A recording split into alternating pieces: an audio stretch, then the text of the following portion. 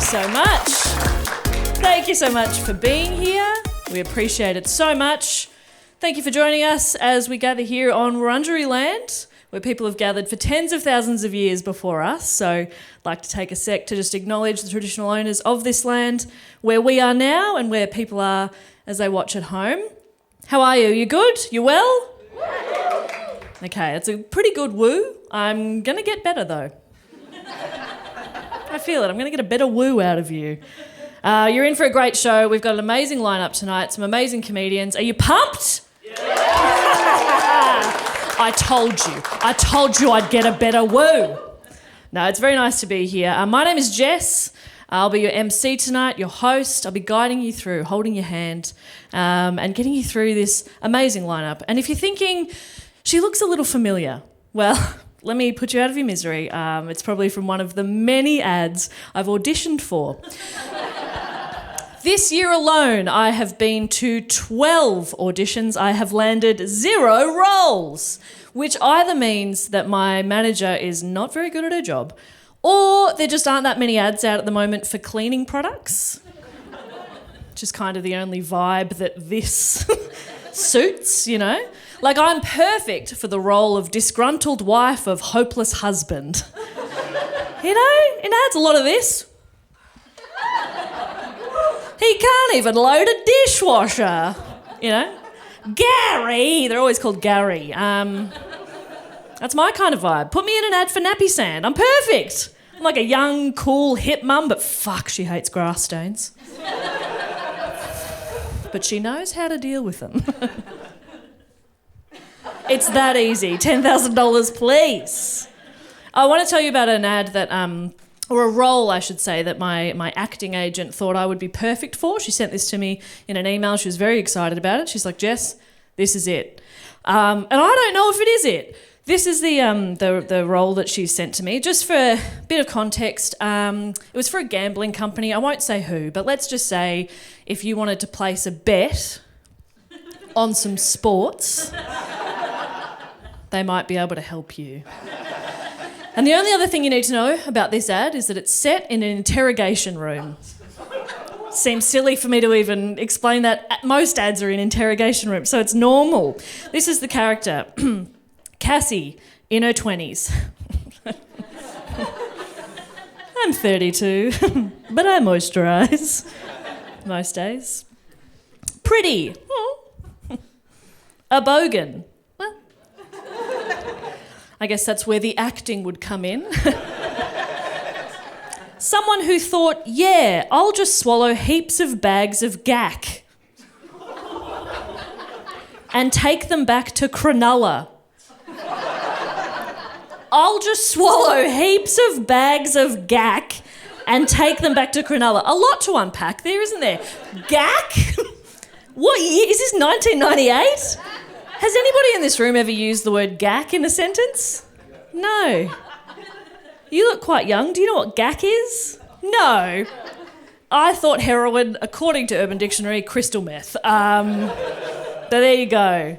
And Cronulla, I mean, come on, they have one race riot in 2005 and we just don't let them live it down. Just not fair. And this isn't even a brag, but like, that's not my look, you know? Drug smuggler? No. When I made a note about it in my phone, the thing that knows me the best, it auto-corrected the word smuggler to snuggler. Which I think tells you a little bit more about my brand. I'm a little spoon. Did not get that job, can you believe? Didn't get it. Disappointing, but we keep auditioning. Look, folks, you are in for a fantastic night of comedy. That's all we want to hear. Keep that applause going. Please make very welcome your first act for the night, Jonty Blair.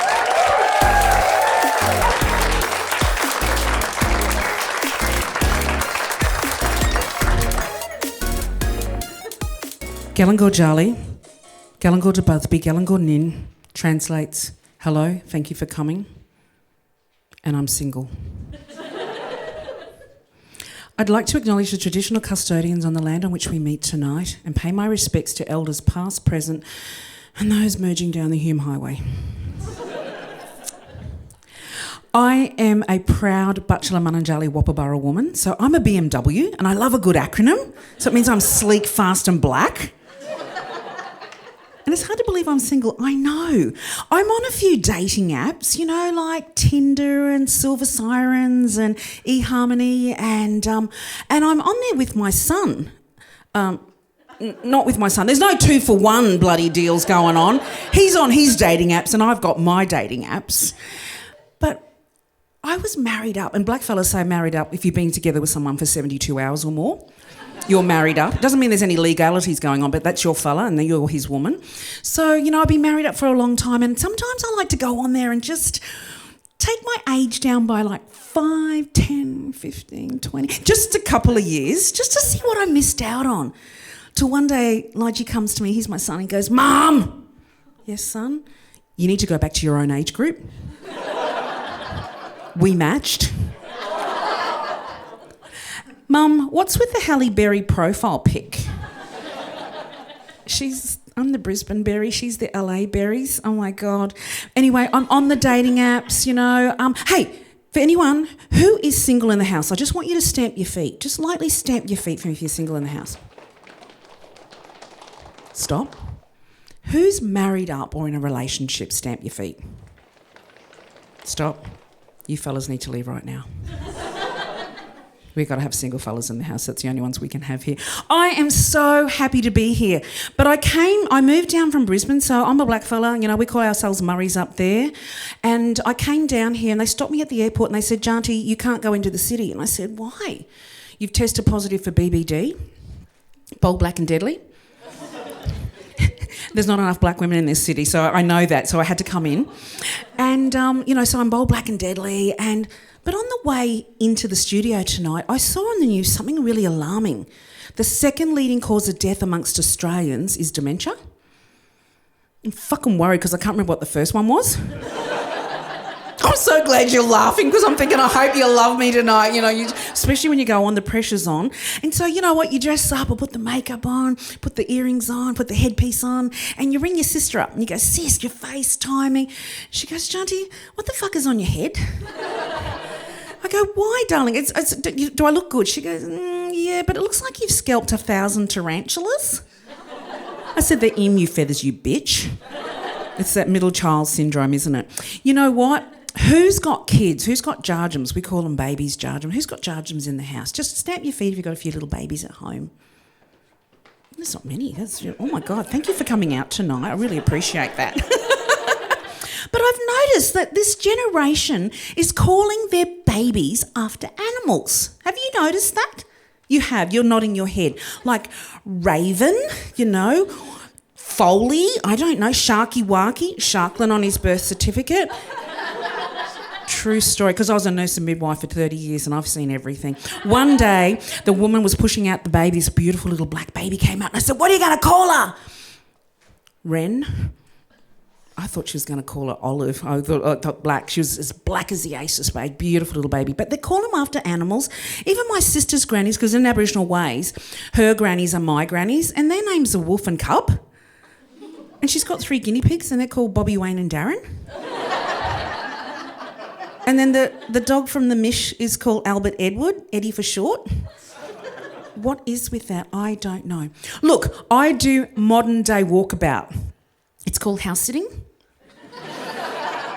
And I do it in Byron Bay, which is just fucking fantabulous.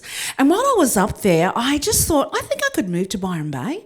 You know, I thought I might rent a house, might get some work at the local hospital. Anyway, I inquired about rooms, and it's like $850 a week for just, you know, sharing with 10 other backpackers. But they tell you you got access to the rainforest, you got access to the beach, Janty, you got access to the yoga studio. For that price, I want fucking access to the Hemsworth brothers. Anyway, getting back to me again. So I do house sitting and I've lost my train of thought because that's what happens when you're 58. And you know what my New Year's resolution was? My New Year's resolution was to finish a task. And I don't know if there's anyone over 50 in the room, and you don't have to admit it because, you know, collagen and all that makes you look much younger, but black don't crack. And so I want to finish a task because you know on Saturday afternoons when you're sitting in front of the TV and you're watching the cooking show and they're just all up there and there's reruns of MasterChef and Adam Lou's cooking something on SBS, and I think, shit, I think there's some eggs in the cupboard and in the fridge. There's some eggs out there, and I might just go. But on the way to the kitchen, you stop and you see there's a pile of laundry on the ground. So you thought, oh shit, I must put the laundry on. But you realise you've run out of washing powder. But you keep going to the kitchen. You think, what the fuck was I doing in the kitchen? There's no toilet paper here, but there might be a pen to write the list. Then you go back again. You see the kids' beds need made. Then you realise, oh shit, I think I need to go to the toilet because I'm going to peg my pants. But you get there. There's no toilet paper, but there's a newspaper in the kitchen. But you go back to the kitchen and you go, what the fuck was I doing? Jonty, that's when you realise you're not going to bake a fucking thing. You better go to the bakery and buy it. You just keep bloody forgetting. Now I'm on these dating. Let's take it up a notch because I've got 3 minutes 51 to go. Let's take it up a notch. So I'm on the dating apps, right? Beautiful blue eyes. I don't know. My ex-executive, he always says, Janty, don't flirt with the audience. But those blue eyes are just gorgeous. I love them. And the teeth are perfect. Anyway, I'm on the dating apps and they ask you all these questions. They say, Janty, what are you looking for in a bloke? 3 foot, 6 foot? I don't care as long as he's got a heartbeat. Smoke or drink? Does not worry me if he smokes or drinks. Grandchildren, children? No, look, at our age, we're going to have a few grannies. One question I need to know, look, I don't know if you're on apps as well, but one question I need to know is, has he had a hip replacement? Are his knees real? Has he had quadruple bypass surgery? Because when he's sampling the black pudding from down under and I'm blowing on his didgeridoo, I want to know that I don't have to do CPR on him. That's all I fucking want to know. Sometimes I've had to do it and they've come back from the dead. They've looked up at me and go, Janty, what happened? And I go, you just had the black magic from down under, brother. So, look, you know what? I did end up meeting a really nice fella. I did, and I came over for dinner one night. And he knocked on the door, and I heard the knock on the door, and I came out and I looked through the little peephole, and all I could see was roses, gerberas, flowers, big light flowers. And I opened up the door. I started ripping off all my clothes. I got so excited because I haven't had flowers in 20 years, and I ripped off my clothes, and I run into the bedroom, and I laid on the bed and spread, my little black little legs apart. He's going, Janty, what are you doing? I said, I'm waiting for you. And he goes, Janty, I just need a vase. Okay, all right. Look, I am Janty, rhymes with auntie. It's been a pleasure being here tonight. They're flashing me to get off the fucking stage, but I reckon I've been here for 60,000 years. I'm not going anywhere. I am staying. I want to leave with this, folks. I want to leave you with this. My favourite acronym of all time is always was, always will be Aboriginal land. Thank you for having me.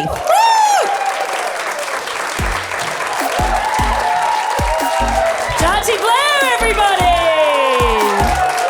And keep that applause going. You're in for a treat. It's Woah, Alyssa!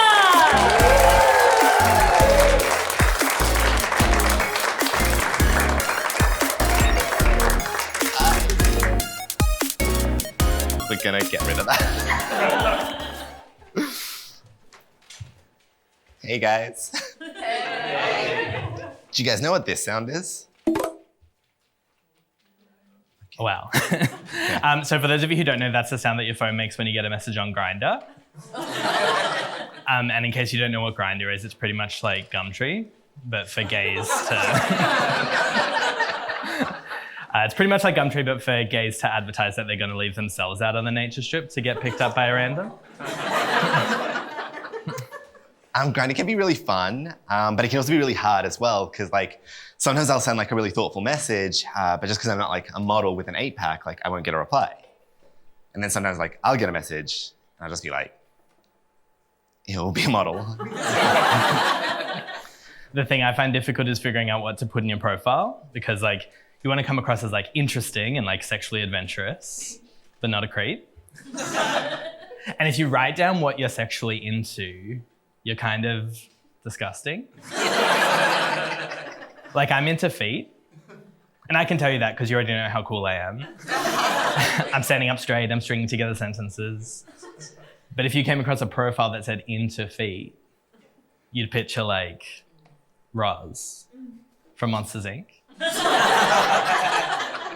if she was naked and fingering a worm fanny.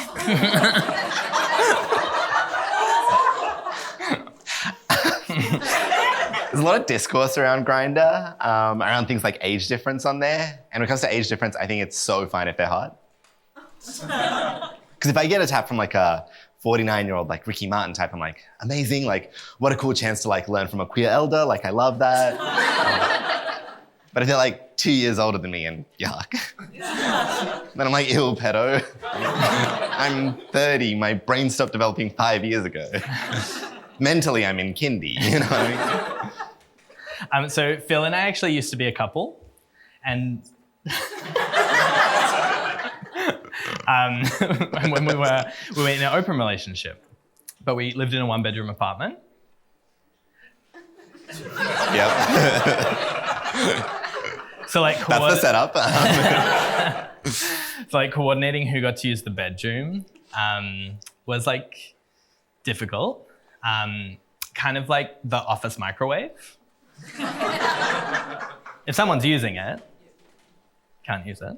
But then you have to think to yourself, oh, should I just like hover for a minute or should I go back to my desk and answer an email? Because sometimes it would really sound like Phil was done. But then he'd just take it out, give it a stir and put it back in. But you guys, the hardest part is that sometimes Phil's lunch would smell so good. And I'd be like, oh, that smells better than what I brought. So then I asked my lunch to go home. Anyway, we've got more to talk to you guys about than just anal. Like oral, 69, rimming, mouth-to-mouth rimming, or kissing as it's more commonly known. So we're actually going to do a little sketch for you guys, if that's okay. Great. But before we do, it is imperative for your comprehension of this sketch that you know the difference between the sound your phone makes when you get a normal message and when you get a Grindr message. So we're actually going to do a little quiz with you. Is that okay? Yeah, cool. Okay, so what's this? Grindr. Amazing, what's this? Normal. Yeah, very good. What about this? Grindr, amazing, just 10 more times. This? Normal. Okay, Phil, I think they're ready to comprehend this sketch. Do you want to entertain everyone while I walk over to the laptop? Of course.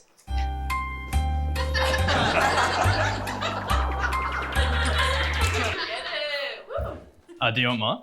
Yeah.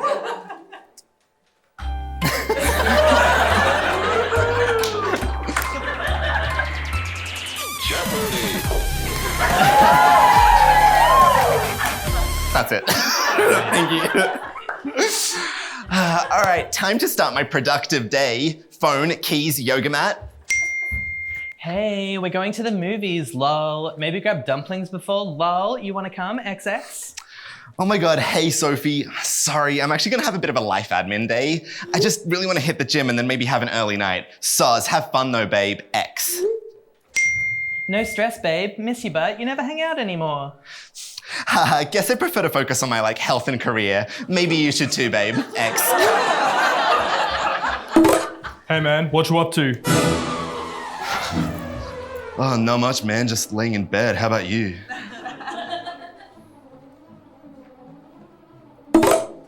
Haha, nice.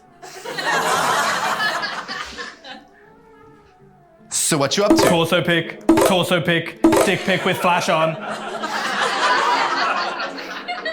Whoa, these are pretty cool. So what you up to? Fuck raw. Maybe if we hit it off first, maybe. Wink emoji. Yeah, I'm on prep, so I can definitely fuck raw anytime for sure. Yeah.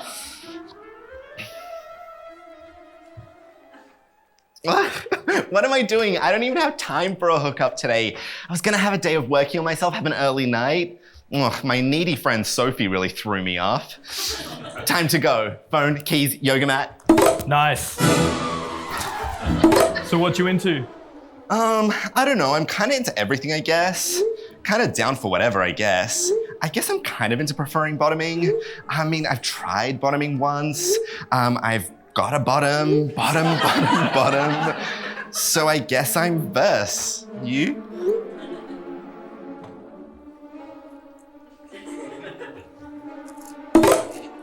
Nice.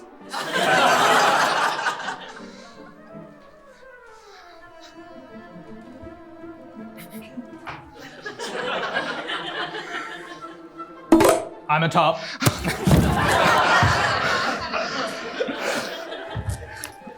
Cool. That must be cool for you. So, can you come here or can you host? Oh, what am I doing? Chasing after a hookup instead of my personal aspirations? I've already missed mindful pottery. I'm not about to miss mindful rugby. They're gonna get in the scrum in 5 minutes. Time to go. Hey, sorry I invited you to the movies before. That was out of line. I just wanted to check, are you sure you don't want to come? And please, if you're at emotional capacity, feel free to not even reply. Oh my God, Sophie. How many frickin' times I am trying to get my life in order and sort it out and get it going, something you wouldn't recognize if it bit you on the bum. Honestly, I've got a stack of untouched coloring books and I haven't even meditated yet. Honestly, there's a special place in hell for friends who hold other friends back because they can't stand to see them succeed. No, seriously, I'm trying to stay off my device. Got any pics? Really carefully. Come on, Phil, just be yourself. Perfect. What do you think of these? You want to come see this bus in real life? Here's my Addy. Hey, sorry about before. I didn't think. I promise I'll respect your boundaries more in future. Thanks, Sophie. I'm actually waiting on a really important call. Please don't talk to me again until I need you.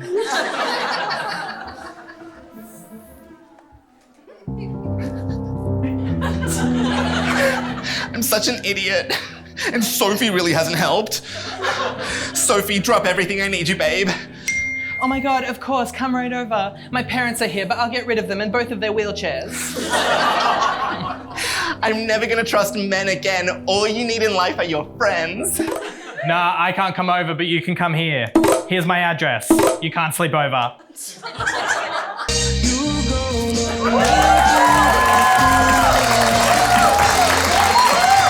Thank you guys Thank you so much. Alyssa, have a lovely night.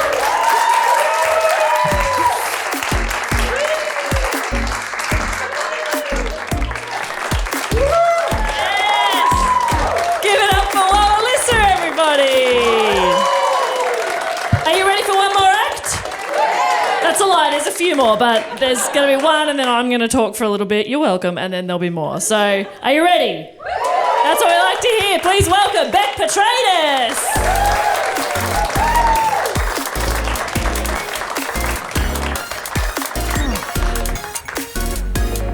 So, people used to say you have your whole life ahead of you. And I haven't heard that in a bit.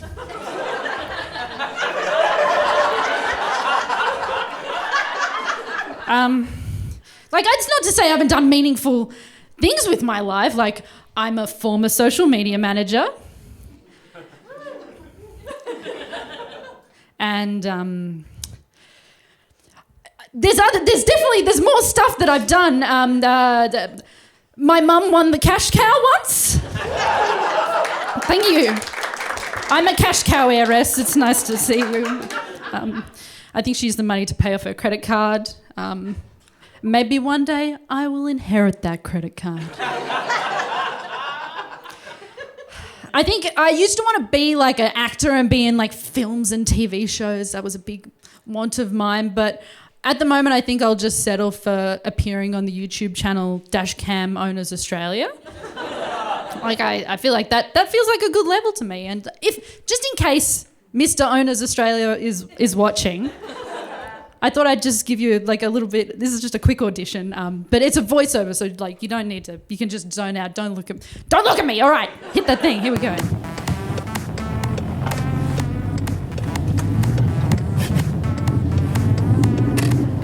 Are you fucking serious? What the?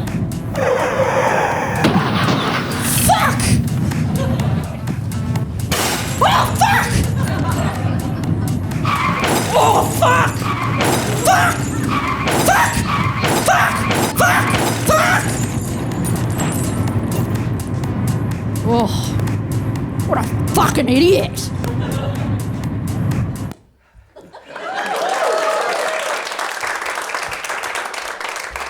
Really crossing my fingers for the role of bystander rather than person getting hit in their car. That would be really positive for me.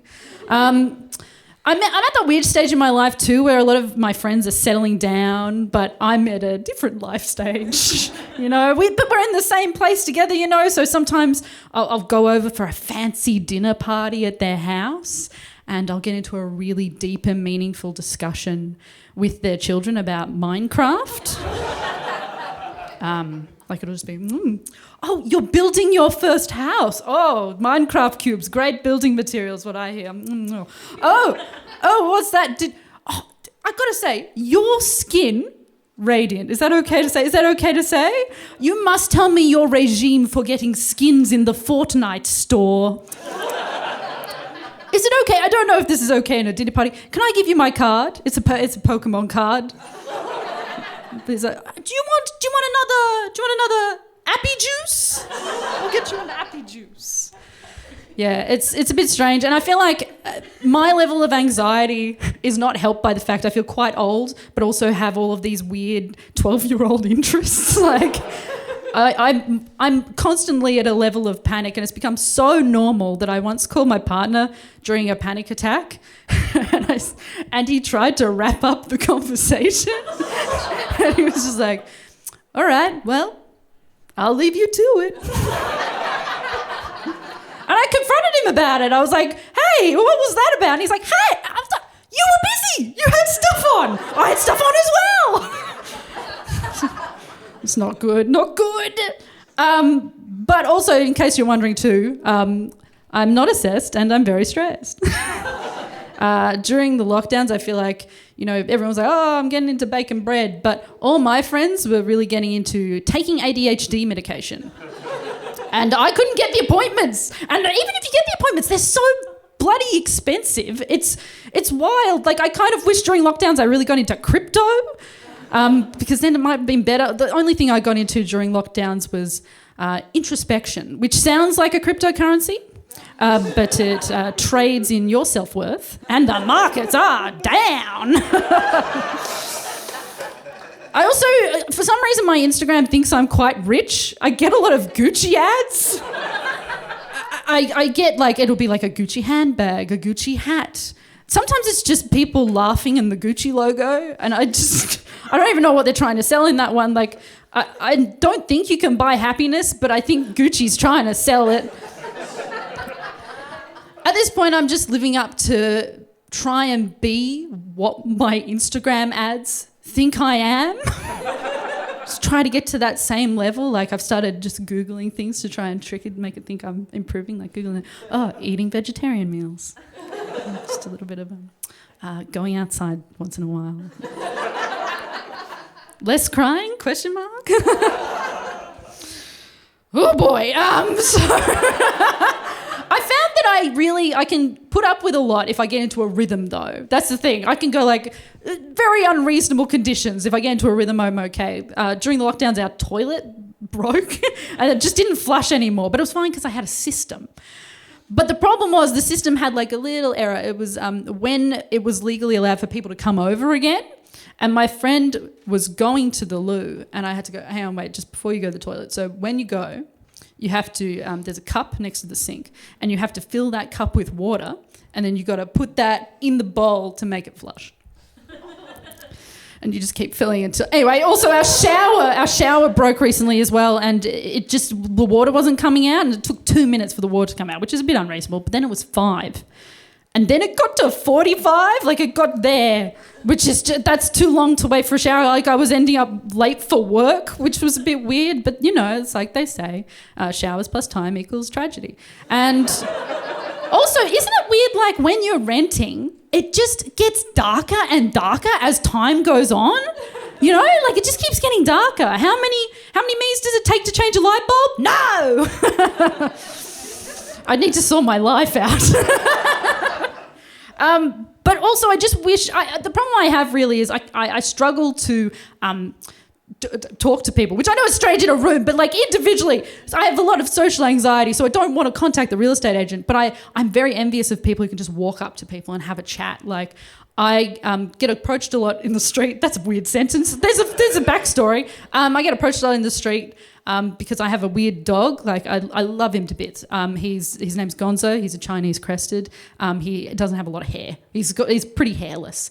So I'll have people come up sometimes, just complete strangers walking up, and they'll go, "Oh my God, I love ugly dogs."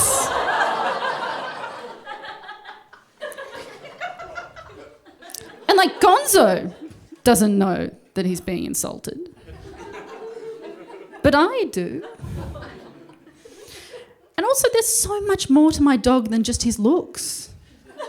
He's got an ugly personality as well. People say, you know the phrase runt of the litter. He's the cunt of the litter. I love him. Love him to bits. But anyway, I love having a pet. I have always loved having pets. When I grew up, we had so many pets. And the problem with pets is that they die. Am I right, ladies? All my Facebook memories are dead dogs. No, it's funny, everyone. Wrong reaction. And so I used to have a lizard back in the day, and his name was Dumbledore. And you can tell this was back in the day. It was when I was, I named him that because I was a Tumblr girly and J.K. Rowling was a decent human being. Not anymore. I don't even think that's that hard. I could have gone harder on that. Ugh. So I had Dumbledore, and the fun thing about lizards is that sometimes it's kind of tough to tell if they're still alive. I can relate. And what happens when you think your lizard has died, you have to take it to get checked at a vet. So I rushed Dumbledore off. I grabbed him. I'm like rushing him to the vet. And then I get ushered into like a little room because I was pretty upset. I was really upset. And this lovely vet opens the door, comes in and goes, "Oh, are you Dumbledore's mum?" I'm like, "Oh yeah, this is me. I'm Dumbledore." "Well, he's definitely dead." "Oh yeah, okay." "Now there's a few options for you. So we can take him away. We can organise a burial. You can take him, or we can organise a cremation." "Oh, okay. How much is it for a cremation?" $300. "Hello, I'm Bec's boyfriend. I was also here at the time. Just wondering, how much is it to, put him in a bin?"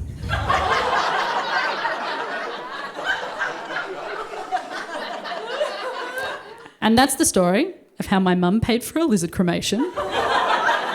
Thank you, cash cow. Of how my boyfriend ended up dead in a bin. All right, thank you.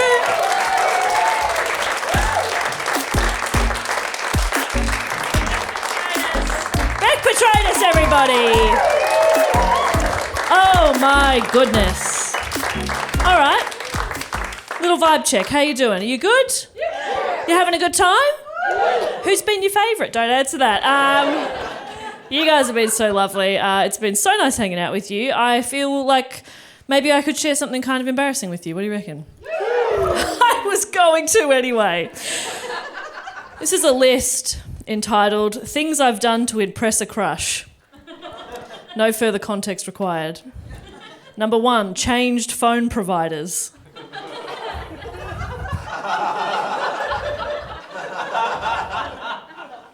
Number 2, watched the Godfather trilogy. Fuck. I hated it. Oh, my daughters were shut up. Number 3, read The Outsider by Albert Camus. One of them was a real book nerd. Number 4, learnt how to actually pronounce Albert Camus. Took a bit of Googling on that one. Lied about being between share houses and saying my stuff was in storage at my parents' place, but really I was 26 and had never moved out of home. I'm just staying there. And finally, downloaded a free trial of Stan just to watch Trainspotting because he had invited me on a date to see Trainspotting 2 and I lied and said I had seen Trainspotting.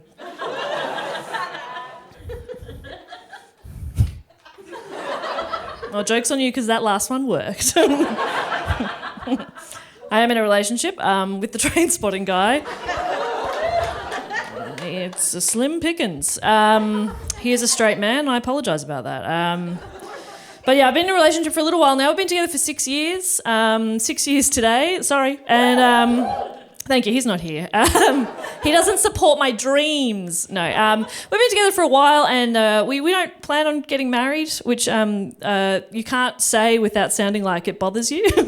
We're not getting married, and I'm fine with it. But I don't really mind. But I was talking to some friends recently who were getting married, and they're having the conversation about, do I change my name? Is that, am I a bad feminist if I take his name? And it made me realise the sacrifice I am making by not getting married. And what I mean by that is, if I married my beautiful partner, my name, legally, would be Jessica Simpson. It's so good. It's such a good bit. Does anybody not know Jessica Simpson? Were you alive in the 2000s? A pop icon. She famously didn't know the difference between chicken and fish. I can tell the difference. I'm already the superior Jessica Simpson. It's such a good bit. Like, it trumps feminism. I'm sorry. But there's fuck the patriarchy, and then there's just a really good bit. You know what I mean? You just think of the conversations it would lead to. Well, the same conversation over and over again. Sorry? Yeah, like the singer. Every day I could experience that joy. So now I'm just trying to peer pressure my very nice partner into marrying me. Just every day I'm like, wouldn't it be so crazy if we I don't know, got hitched. And he's like, stop talking like this. Anyway, so stay tuned, keep up on the socials, might get hitched. All right, we have got 2 more acts. Are you pumped? I think we could do even better than that. Are you pumped? Yes! Keep that applause going. Please welcome your penultimate act, Charlie Lewin. Hey guys, how are we all going? Let's hear it for live comedy. Yes! It's like I always say, a good night of live comedy is just like my boyfriend. It can't be topped. Believe me, I've tried. No, I'm just kidding. I've never tried to top, okay?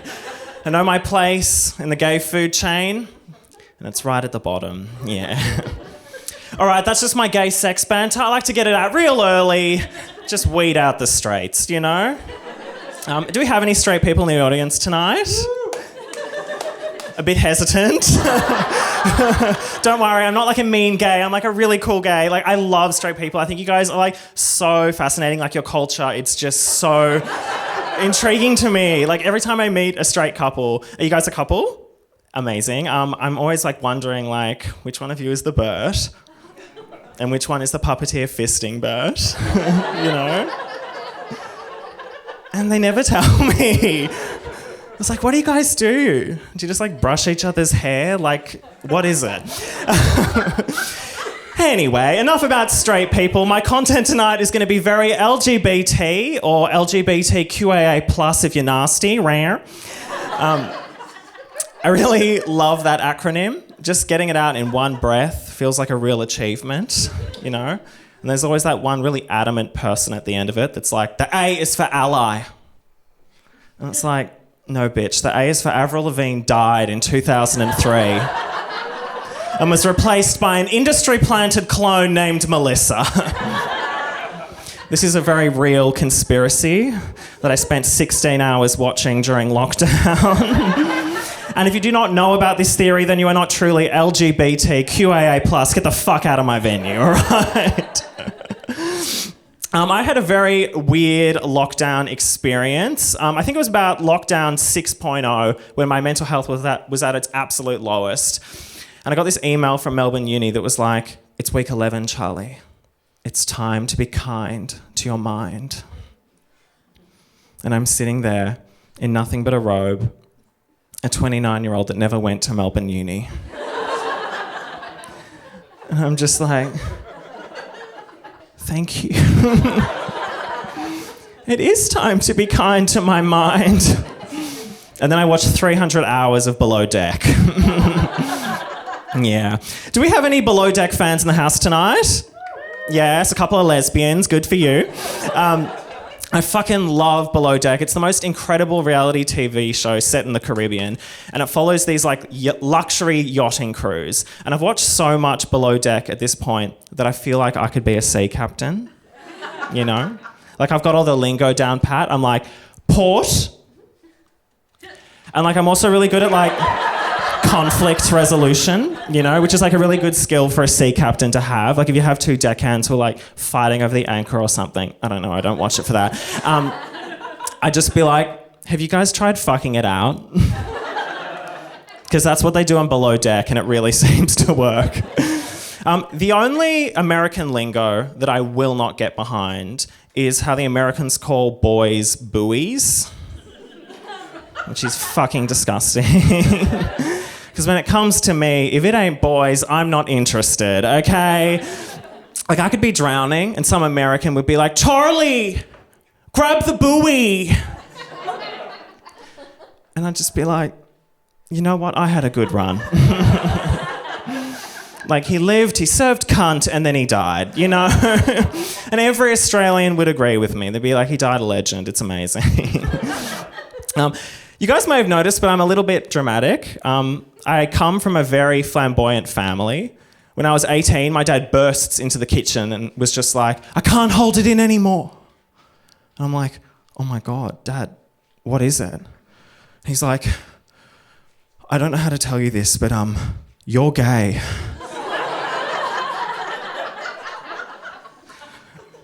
And I'm just like completely stunned, you know? I'm like sitting there in my sequin gown, just like, how does he know? I reckon the real moment that my dad knew was definitely when I was 7 and I brought home my very first CD, which was Jennifer Lopez, Let's Get Loud. Yes, an underrated banger of our time. The kids at school definitely knew that I was gay long before I'd switched on to the whole thing. I remember this one time, me and my friends were getting heckled at the lockers, and my friend just screams down the corridor, "We're not gay, okay? We're creative." It's just like a really good sentiment, but it doesn't do much to prevent the bullying, you know? It's like, now we're just known as the really creative puffs. Yeah, and, you know, in their defence, that did become our eventual netball name. So, you know, swings and roundabouts. Anyway, I digress. In other news, I have recently turned 30. Please do not applaud. It is a deeply harrowing time in a gay man's life, okay? Do you guys know what they call a twink past 30? Nothing, because they don't fucking call you anymore. Yeah. Stay moisturised, boys. Line some shea butter. Wow, there's a lot of pity in that moan from the audience. I'm fine. No, I'm not. Clearly. I'm just in that weird middle age of turning 30. It's doing a real number on me at the moment. I've been listening to a lot of Adele's 30 album, even though she's fucking 35, whatever. Like, she's a hack, you know? It's like, stop lying, babe. Oh my God, we've got some Adele fans in the house tonight. Jesus Christ. Yeah, I'm just in that weird middle age, you know, where I'm not relating to the older Facebook generation, but I'm also not connecting to the younger TikTok one either, you know? Like, does anyone here under 30 still log into Facebook? No, because it's like walking into an RSL, isn't it? It's like everyone's old and talking about the war, you know? Every now and then you like scroll past like a Candy Crush Pokies machine and you're just like, I am not meant to be here, you know? I don't deserve this. So I've been getting off Facebook, thank God. I've been trying to get into TikTok. Anyone on TikTok? Yes, I too am on fleek and house down boots and slay. Oh my God, I love TikTok. I'm very with it. And I think it's an amazing app. It's a very intense app though, I will say. Like on TikTok, the algorithm, it's like you watch one thing one time and then suddenly you're all about it apparently. Like this one night TikTok was giving me weird vibes. It was like, hey Charlie, remember how you once watched an ASMR in secret? We reckon you're going to love this video. Of a hairdresser crushing head lice with a glass, you fucking freak.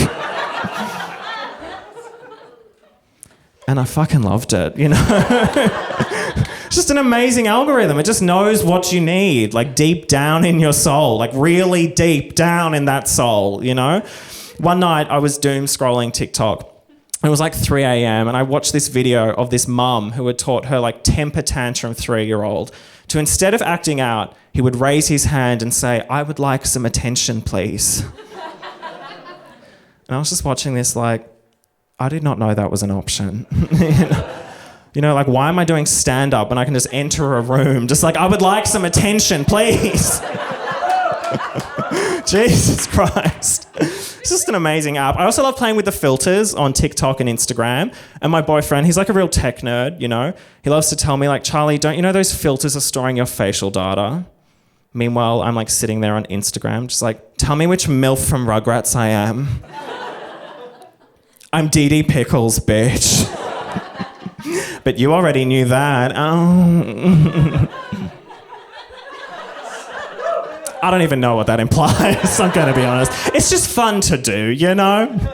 Anyway. I wanted to tell you guys one of my favourite stories. So when I was growing up, especially when I was in high school, I'm going to do that bit again. So when I was in high school, I used to be a bit of a fiend on LimeWire. We're getting some knowing nods from the audience. I used to just clog our family laptop filled with viruses. And one night the viruses got so bad that it meant that it couldn't close a particular X-rated video that I was watching. And I was so mortified that someone was going to find out what I had done that I closed the laptop and I wrapped it in butcher's paper. And I hid it underneath the house.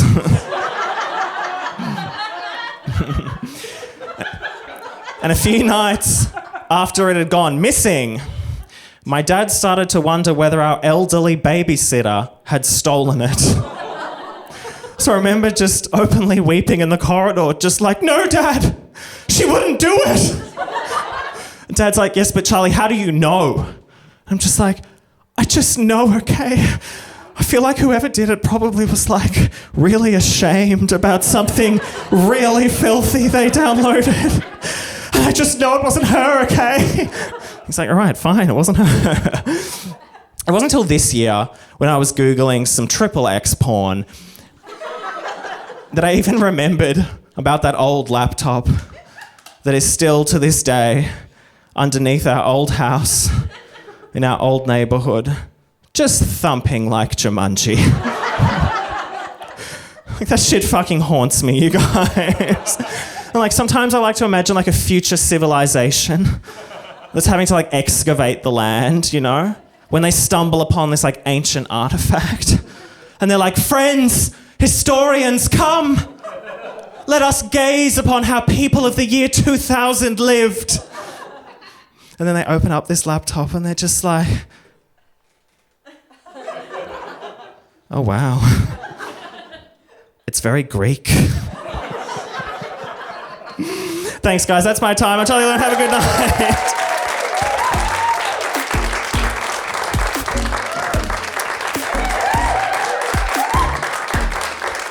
Charlie Lewin, everybody. All right, you absolute legends. You have got one final act for the night. She's an absolute crusher. You're going to have such a great time. Are you ready for your final act for the night? Keep that applause going. Please welcome Kirsty Webeck.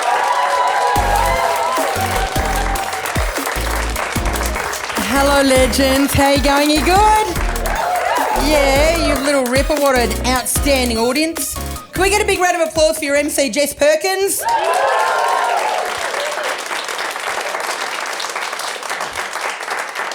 What a legend. It's very rare that you'll see Jess and I on a bill together because, like most of you, I generally refuse to work with my mortal enemy, but you've all witnessed it this evening. It's only funny to rag on people that are really nice, isn't it? Like, Just so you know, Jess is one of the nicest people in the world, you know, and I'm saying that now just in case she puts a complaint into HR later. So I've covered all my bases. How rude of me. Should we go around the room and say a few words about ourselves?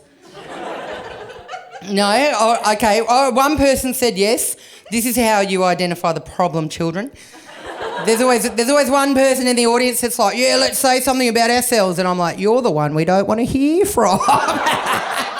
No, I'm sure you're lovely. I'm sure you're beautiful.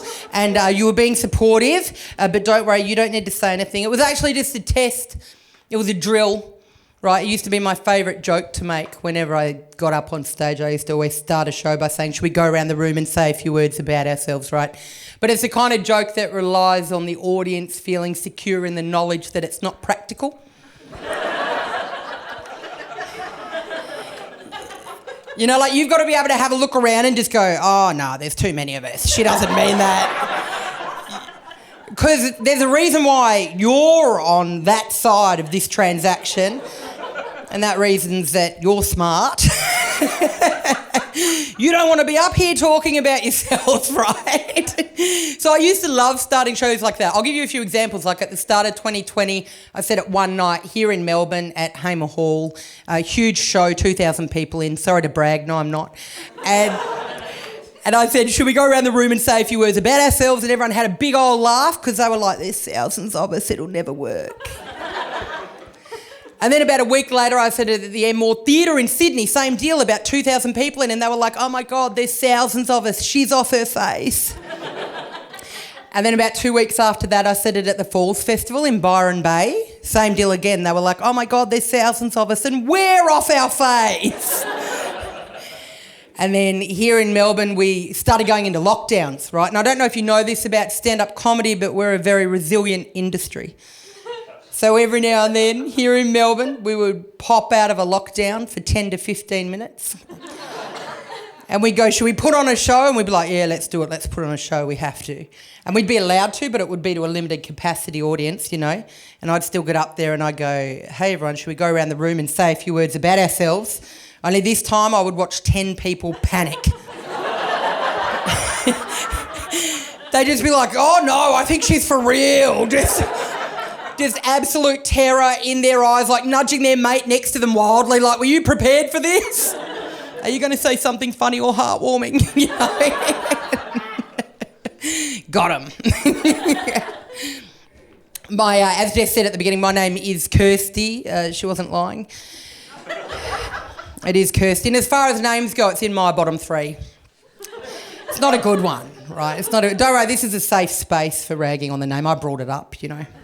I brought it up. But there's a few issues with my name. Like, there's a few things that I don't like about it. But my main problem with it is that it's too similar to Christy. It's way too similar. Like, it's time to streamline. We've all been screwed over by a Christy-Kirsty combo, haven't we? You know, like, I'm one of the perpetrators, but whenever I'm approaching another Kirsty or Christy, I have that second of self-doubt where I'm like, hey, buddy.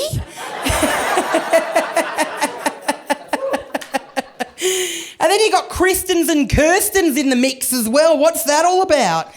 I was doing this bit on stage recently and someone was like, my name's Kirstine. And I was like, no, mate. No. Your parents have made that up and it was already hard enough, you know. Kirstine and Christine, absolutely not on my watch. It is, though, it's time to streamline. We've got to get rid of one of them. I'm proposing that we get rid of Christy. And not because I'm attached to Kirsty in any way, but just because it's less admin for me. You know, but the most annoying part is that whenever I meet somebody, the second time I see them, they always say the exact same thing to me.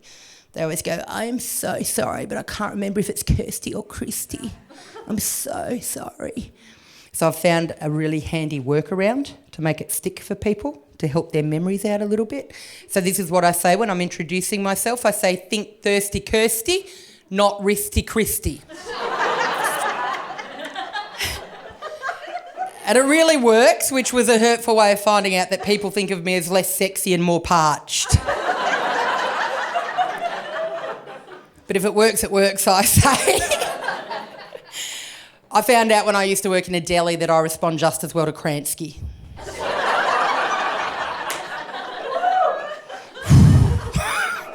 What a nightmare. You have no idea how many times in a standard 8-hour shift in the deli you're going to hear the word Kransky. Like, just all day, day in, day out. Just what? It's 3 hours into my first shift, I had whiplash.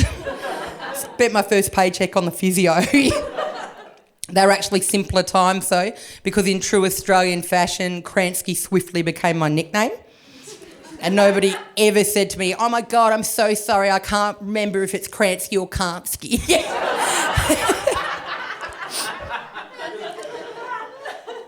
I don't love the name Kirsty, but I'm definitely more of a Kirsty than a Christy, like culturally, you know? I am, it's true, because Christys, they plan hens parties. They love them. They love them. Mad for a sash. And Christys play netball and they take cob loaf to barbecues.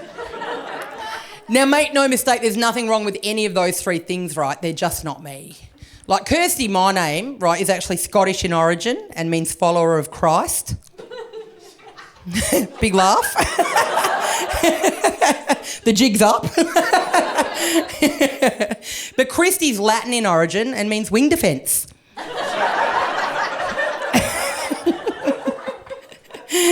Oh, you're an awesome audience. This is super fun.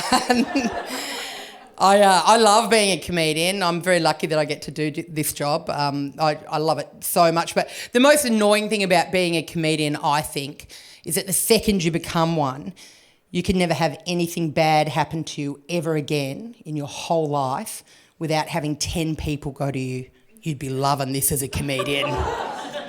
Your new show's writing itself. Oh, this is good gear for you. And I'm like, yes, but right now I'd like my son back. He loves the zoo, but it's been 10 days.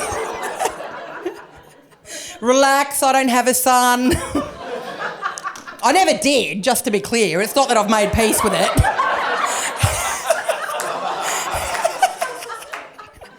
I'm not like, he lives with the meerkats now, you know.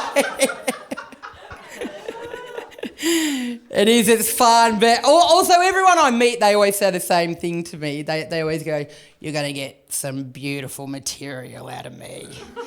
It happened to me a few weeks ago on a flight. I sat next to somebody who was like, sorry, you're not Kirsty Webeck, are you? And I was like, no, but I'm a close friend. And then they're like, you're the comedian, right? And I was like, yeah, I am. And they were like, yeah, you're in for a treat. You're about to get some great material here. Then it transpired that they were an incredibly nervous flyer and had 2 Valiums. Not conducive with any good material. Like, not conducive. I didn't hear one more word out of them 10 minutes later, you know? I thought, you're unconscious. This is the best case scenario for me. I love the surprises that come with being a comedian. Like, I do a lot of shows regionally and I love it. I really love it. But I was doing a show recently out in the country, and at the end of the show, this group of gentlemen came up to me and they were all wearing flannelette shirts and they all had Kubras on, right? I made a mental note of the brand of their flannies. I was like, they're not bad. And they came up in a pack and they got right up close to me and the ringleader stepped forward and he said to me, you know what, when you came out on stage this evening, we were nervous. But we loved you and we're farmers.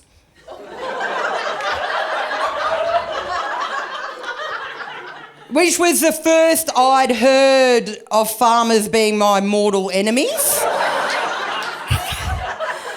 Like, I had absolutely no idea. Like, I love farmers. Like, I want us to get along. Like, I was embroiled in this battle between the farming community of Australia and me that I had no idea existed, you know? And I don't think it was about me being a comedian, you know? I think it might have had something to do with the whole friend of Bunnings thing. But I was like, we shouldn't be bickering over our differences, farmers. We should be celebrating our similarities. We both love flannelette. We're both wearing Blundstones. Farmer wants a wife, me too. You know?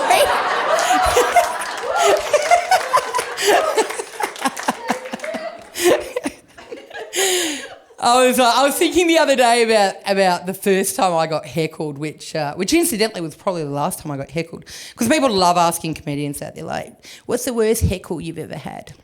And I reckon this was mine. I was very brand new to comedy, right? Super new, so definitely didn't have the skills to deal with a heckler. And I rocked up to this line-up show during the Melbourne International Comedy Festival many moons ago. And I'm walking down this big staircase, right, into a basement in the CBD. The walls lined with 2-for-1 offers on Jim Beams and Cokes, which I'd say was a red flag. You know, I'm on the stairs and I'm immediately panic-stricken, and then I walk down into this room and everyone is in high vis. Like, everyone. I can't see anyone. Like, I'm the only person that I could see not in high vis, which ironically made me the most visible person in the room, you know? But I've walked around the crowd and I'm nervous. I'm like, oh no, I don't think this is my crowd. You know, I'm more of a farming comedian.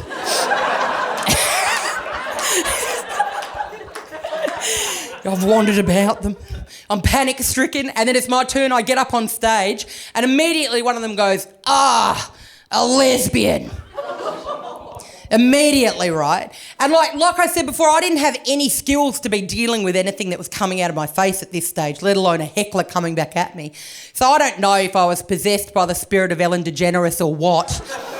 But I didn't hesitate, I didn't draw a breath, I just blurted out, "Where were you when I was 16 years old and soul searching?" Like, just like that, right? Like, a little bit clunky, but not bad. And there was just this silence washed over the audience, and I was like, uh-oh. And then everyone just went, "Ah!" They're like, "Suck it, Wayne!" And I've barely been heckled since. I think word got around, you know? Comedian takes down tradie. In your face. No, good on him. It's the best, isn't it? That's the main reason I'm glad I'm Australian, because I wouldn't know about that otherwise. Nah, good on him. That guy sucks. Nah, good on him. He's doing his best. Good on him. I've fallen out with Google Maps. Sorry to bring the mood down. Fallen out with Google Maps. I think it's affecting me more than it will ever affect Google Maps. I'd hazard a guess that Google hasn't noticed, actually. But I want to tell you quickly about my issue with Google Maps. This is it, okay? I hate it when I'm driving along. I've got somewhere to be. Everything's going great. I'm right on schedule. And then that little grey worm comes up off to the right and goes, "Hey, Kirsty, at the next set of lights, what if you turn right and you could get there 17 minutes slower?" And every time I'm like, why the fuck would I want to do that, Google Maps? Everything's going great, I'm going to make it in time. Why would I? But I'm a curious person, so it gets me every so often. Because every time it happens, I'm like, why? What are you trying to show me, Google Maps? You know, because every now and then it does tell you why. It'll be like, turn right up here. It'll be 12 minutes slower, but you won't have to pay any tolls. And I get that, because then you get to make the decision as to whether you want to spend that $20 on the toll or the $20 on the extra petrol to get around the toll.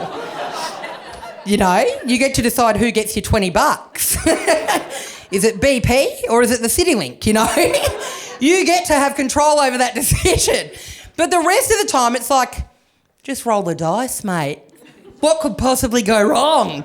I'm not going to tell you what's up there. Are you willing to risk seeing something glorious, you know? I wish you'd just say what it is. That'd be cool, because then I'd make a choice. Like, I'd go 17 minutes slower if I was going to turn right there, drive up the road for 6 Ks and see an echidna. Imagine if that just popped up, just like 17 minutes slower, sick echidna on the side of the road. Look left, not right, or we'll miss it. It's on the left. It's definitely on the left. I'd go 22 minutes slower, I reckon, for a wombat. Why not? And I'd go anywhere up to 37 minutes slower for a Bunnings. Don't care. Massive fan of Bunnings. Huge fan. I've been travelling around a little bit lately, just reaching out to the farming communities, and I'm never going to let it go, am I? I was lucky enough last year to go on a tour to a little-known place called Western Australia. It's so obscure that I couldn't even remember what it was called. I was like, what's coming next, Kirsty? Do something, mouth, help. I got to go to a place called Western Australia. Some of you have clearly heard of it. Others, look it up. It's huge. On the other side of the country over there, pretty cool place. I went on a tour with 4 other comedians. That's 5 in total. That's just a mathematical flex right there, just showing you that comedy's not my only skill. So we went on this tour to Western Australia and we were way up north, right? Way up north, super hot. Now, I don't know if you Melbourne people, I don't know if you have this level of self-awareness, I don't know if you know this about yourselves, but we are terrible with the weather. Like all weather. We pride ourselves on the 4 seasons in one day thing. We're like, yeah, every day, 4 seasons in one day. Every time you leave the house, yeah, you got to take a bikini, a puffer jacket, a snorkel, a snowboard, like we love banging on like that to everybody that will listen for like 2 minutes, right? But we neglect to tell people that the problem is that we hate each of those seasons. Right, 4 seasons in one day, we hate them all, you know, and we do. We spend all the year going, oh my God, winter sucks, this is so depressing, when's summer coming? And then December hits and we have 3 days over 22 degrees and we're like, oh my God, it's oppressive, where's the cool change? Oppressive, we love that. It's oppressive, Western Australia genuinely was, right? And I'm not slagging you out, I'm one of you. Like, I know this about us because I'm one of the main offenders. So 4 comedians from Melbourne, 1 from London, and our mate from London, he's been touring the world for years doing comedy, like he's been skipping summers everywhere, right? So his delicate London skin had never felt anything like what we're experiencing. So the planes landed, all of us from Melbourne, we're like, this sucks, it's oppressive, I'm sweaty, yuck, I want to go home. This is a 3-week tour, oh my God. Approximately 2 weeks and 6 days too long in my opinion. But our mate from London, like the only way to describe his condition would be absolutely fucked. Like, he was not coping at all. Like, he could barely add to our whinging just because he was slipping in and out of consciousness. Like, by day 2 on this tour, he was 70% man, 30% puddle, and the scales just kept tipping, you know?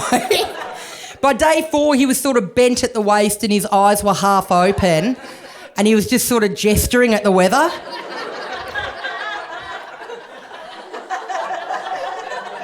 He was just like, can we fix it? When's it going to end?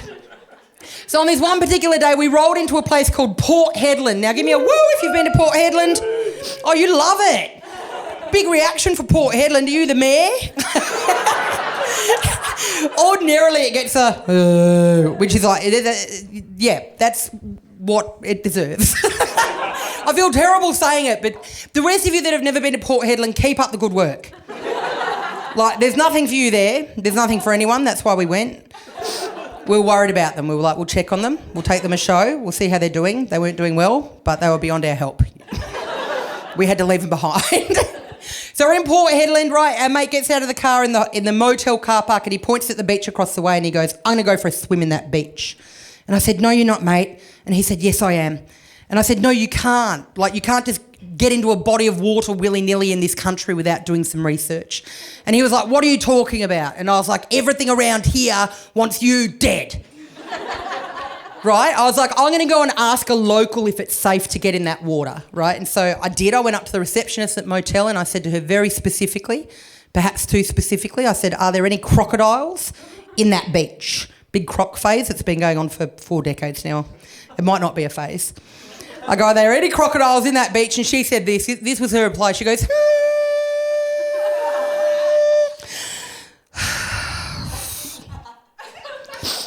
crocodiles. Nah. And our mate goes, Ripper, I'm going for a dip. And I said, no, you're not. And he said, yes, I am. She said, there's no crocodiles in that beach. And I said, she did not say that.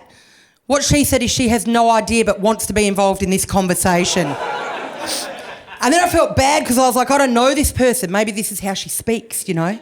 So I thought I'll test her. So I said to her, do you think tomorrow we could have a late checkout? And she said, nah. And I was like, you see, she can do it. Anyway, I don't even know why I would have brought this story up. Our mate was a wonderful guy and a great comedian, and we'll miss him terribly. Julie got it wrong that day. No, that is not fair. She's not here to defend herself, and it wasn't a crocodile, it was a shark. And that's on me. I did not ask about those. But it worked out great for me because the following day when we went to check out, she said to me, do you owe us any money? Did you have anything from the minibar? And I went, no. Lost a mate, swiped a pack of Nobby's nuts. What a tour.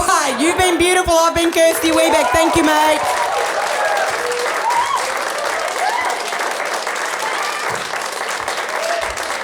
Kirsty Webeck, everyone. What an absolute monster. You have been absolutely incredible. That brings us to the end of the night. Have you had a great time? Yes. Look, let's bring on all of your wonderful comedians that you've seen tonight so we can do a nice big wave to the crane, which is going to be very cool and natural. Give it up one more time for Bec, Charlie, Janty, Woah, Alyssa, and Kirsty Webeck. I'm Jess Perkins. You've been fantastic. Thank you so much.